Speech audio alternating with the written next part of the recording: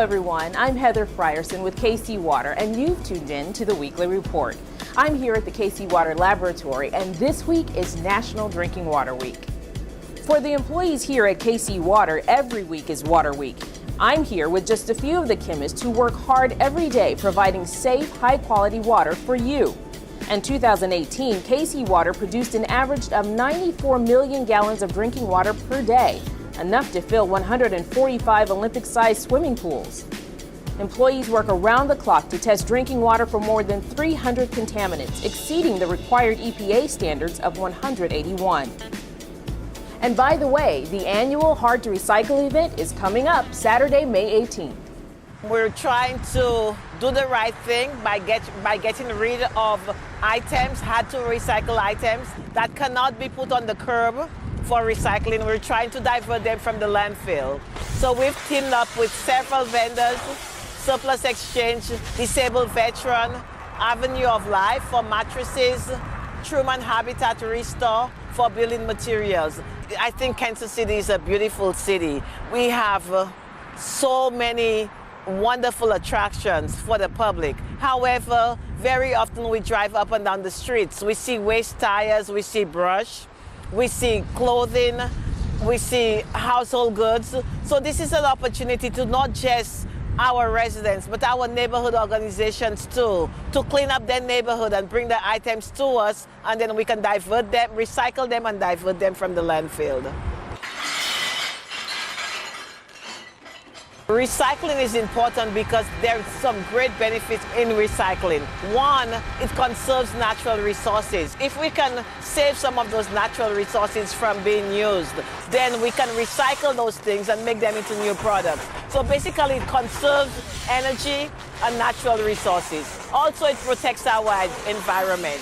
Tires are very hazardous to the neighborhoods. If we can just dispose of them properly, we can prevent the breeding of mosquitoes, and we can also remove rodents from our neighborhood. Plus, there are huge fire hazards. So recycling tires is very important. Most likely, we've diverted over 100 tons of materials from the landfill. So this has been a huge success. From 8 a.m. to noon, across from the Manual Technical Career Center, located at 1320 Truman Road, you can recycle common household items such as electronics, yard waste, and paint. Household trash will not be accepted at this event. This event is for kcmo residents only. An ID will be required. A complete list of acceptable items can be found on our website at kcmo.gov. And if you can't make it that day, KC Water operates the Household Hazardous Waste Program. We accept household chemicals that otherwise could contaminate local rivers and streams if not disposed of properly. You can bring items such as antifreeze, paint, and lawn fertilizer to 4707 Doremus Avenue on Thursdays and Fridays from 9 a.m. to 6 p.m. and on Saturdays from 9 to 4. Check our website, kcwater.us, for more details. And I will be traveling to a national convening. Data-driven decisions to improve basic city services are a cornerstone of city operations. And now Kansas City has been recognized as only one of 7 cities with the 2019 What Works Cities certification. What Works Cities is a program that was launched by Bloomberg Philanthropies to help cities improve data-driven management. In 2019, just recently, the city was fortunate to become one of 3 cities certified by the What Works Cities program as receiving a gold level of certification. And this means that we have achieved a really high level of their criteria for being data-driven. We were one of just 7 cities altogether to be recognized, 3 gold and 4 silver. We're really excited about the gold certification from What Works Cities because we feel like it's a recognition of how the city is using data every day to improve services for our residents. GoKC projects continue throughout the city. Sidewalks, bike lanes, and road improvements are a few of the projects that have been completed. Work on the new animal shelter, North Oak improvements, and ADA upgrades to Starlight Theater continue. The report is available on kcmo.gov, but hang tight, the video progress report is next, along with some other great city videos. I'm Heather Frierson with the Weekly Report. Have a great week.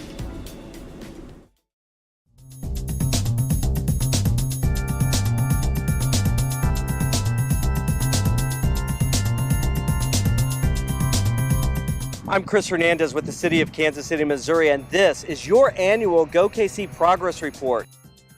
Here on Kansas City's east side, look at the beautifully improved 22nd Street. With new streets, sidewalks, and bike lanes, this project creates a better transit connection between Hospital Hill, the Jazz District, and the Prospect Corridor, linking people, jobs, and economic development opportunities. In June 2018, we started construction on the city's new animal shelter in Swope Park at Gregory and Elmwood. The Kansas City Campus for Animal Care will replace the city's current shelter, which is 40 years old and overcrowded. The new city-owned shelter opens in late 2019 and will enable our animal health and public safety officers to share space with the animal shelter for the first time. I'm Henry Tanner. I'm standing on the new construction site of our new animal shelter. This will be the first time animal control will be housing under the same roof as the shelter. I'm looking forward to it. Year 2 also ramped up the new sidewalk repair program. Workers poured almost 116,000 square feet of new sidewalks, smoothing the way in neighborhoods across the city. Look for these signs in your neighborhood to signal upcoming sidewalk repairs. In the Northland, North Oak Trafficway reconstruction is well underway with completion scheduled for end of summer 2019. In South KC, we kicked off a section of 135th Street improvements in year 1 and finished it in year 2, winning applause from the community in March 2019. 3, 2, 1, March City! Before, there were no sidewalks on this busy street. Now there are sidewalks, curbs, and better lighting for residents and businesses. At the Kansas City Museum, we finished the first phase of a multi-year renovation project. $8 million in GoKC funds helped complete significant renovations to Corinthian Hall. On Beacon Hill, we completed $3 million in improvements as Eastside economic development continues to increase. A splashy project restored the Delbert Half Fountain near Swope Park. It features a new basin, pipes, renewable energy transformer, and ADA access. The project finished in time for Fountain Day in April 2019. Remember, this is a 20-year, $800 million program that will repair a generation's worth of infrastructure touching every part of the city. I'm Chris Hernandez with the City of Kansas City, Missouri.